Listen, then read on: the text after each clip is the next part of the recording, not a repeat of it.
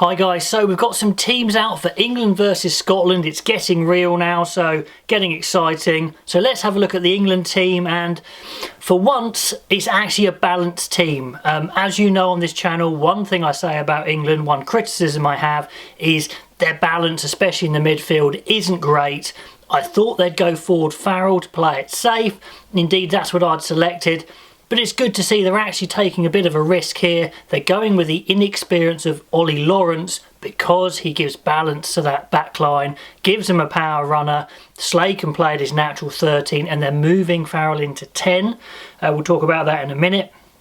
And there's another area where they're a bit more balanced than normal, actually. I don't know if they'll be better, but certainly more classically balanced. And that's in the back row with Mark Wilson winning the race over Ben Earl. He comes in as a classic 6, a hard man 6. You've got your big ball carrying 8 in Billy. And then Curry, who's actually a bit more of a natural 7 at 7 rather than 6. But anyway, let's have a look, go from the back.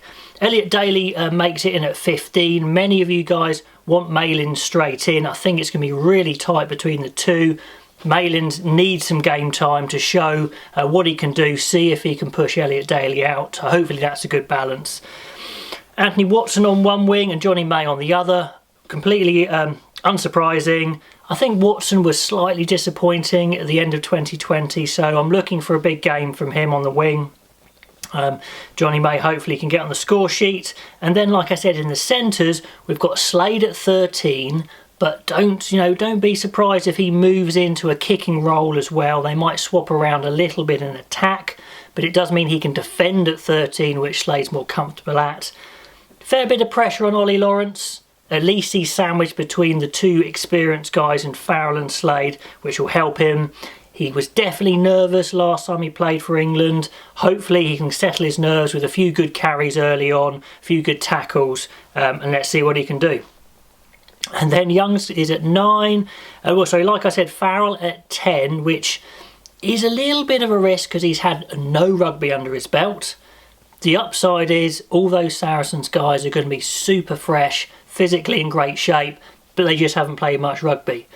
If one of those Saracens guys has a poor game, I'm sure, the argument will be, well, what do you expect? They haven't played any rugby. What truth there is to that, I don't know, but it is a worry. Ben Young starts at 9, no surprise, with Robson on the bench. Really looking forward to see Randall at some point. He's so sharp, so quick and decisive. I think Ben Youngs is going to come under some serious pressure from Robson and Randall, actually. Ellis Genge, it's his time to shine. Mako's not there, Marla's not there. He's ready to start properly. Let's see if he can step it up. Will Stewart on the tight head, big chance for him to start. It is a bit more inexperienced in the props. Scotland will probably go hard at them there. It's going to be an interesting battle in the scrum. Jamie George, the experience between the two. Now, many of you guys wanted Launchbury to start. I'd always picked Hill with a Toje just because I think it is their best pairing. Hill gives a real physical, nasty dog, if you like, a bit of nastiness to that pairing with a Toje. It's a horrible second row pairing, but Hill needs game time. He needs caps, so I'm glad he's starting. Laws on the bench. Good to see Laws back, plus he's quite versatile as well. Could come in at 6. We've got Wilson at 6, which, like I said, is a really good balance back row. I probably was going to start Ben Earl just because I think he deserves it that bit more. I think he's that little bit more exciting. But the perfect back row impacts up in Ben Earl, plus he's quite flexible. There's loads of flexibility in the back row. And then on the bench, or the finishers, as Eddie calls them, Cowan Dickey obviously at hooker. But then two slightly more inexperienced props, certainly Urbano. Age-wise, rugby playing experience-wise, he's ready. He just hasn't been fit at the right time to play for England. So really interesting to see how he goes. The other guys are pretty much mentioned. Robson. Ford's going to be interesting to see how they're going to configure the back line if he comes on. He normally does. Will Farrell go to 12, or will they stick with Lawrence? Be interesting to see. And how much game time will Malins get? Right, looking at Scotland, it's pretty much exactly the same 15 that I'd picked, apart from they've brought Maitland onto the wing. Maitland's a good player. I'm not sure he's as quick as he used to be. I've mentioned that before, so I would have gone for Darcy Graham. I'm assuming he's fit. Let me know. And they did go for Cameron Redpath with Harris, so which is exactly the way I'd chosen it. It's a bit of a risk, but it could be special. If they'd wanted physicality, they could have put Duncan Taylor in there, which many of you wanted. Maybe to test out Ollie Lawrence in defence. Maybe Taylor, in hindsight, maybe would have been a good choice. But it's super exciting. They've got their power option in Van der Merwe. Finn Russell, Cameron Redpath, Harris. Very, very exciting. Let's see what they can do. Finn Russell is obviously always on that fine line between genius and insanity in his passing. Inches away from intercepts, but often finding the mark. So it's not going to be dull. He's with Price, of course. Sutherland and Fagerson, their starting props, their first choice props, which is great, up against England's inexperienced propping line-out, which we've mentioned.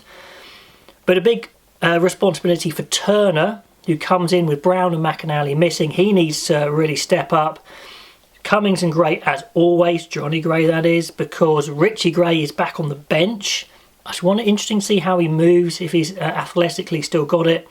Let me know what you think. Then obviously Richie and Watson, but Matt Fagerson retains number 8. Many of you were calling for Gary Graham to come straight in. I'd stuck with Fagerson for now, but it's very close there. If Graham comes on and has a really strong game and Fagerson's just so-so, that shirt could swap very quickly. Cherry comes on the bench for his first cap at hooker. Then 2 big scrummagers in Kebble and Nell. So plenty of scrummaging in the front row for Scotland. Graham and Gray, like I mentioned.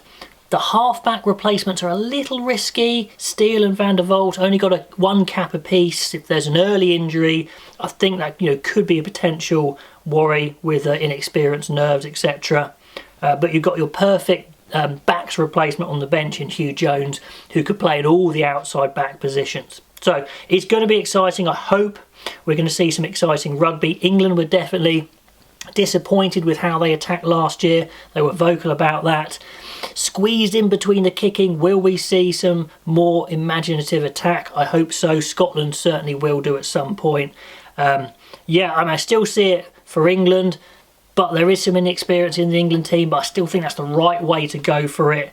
Probably a little bit more settled for Scotland, although Redpath comes straight in. So yeah, there's experiments on both sides, I guess. Let me know what you think. I'm excited by the lineups. I like how the coaches have gone for this. I think they've really haven't exactly played safe as well, which is good.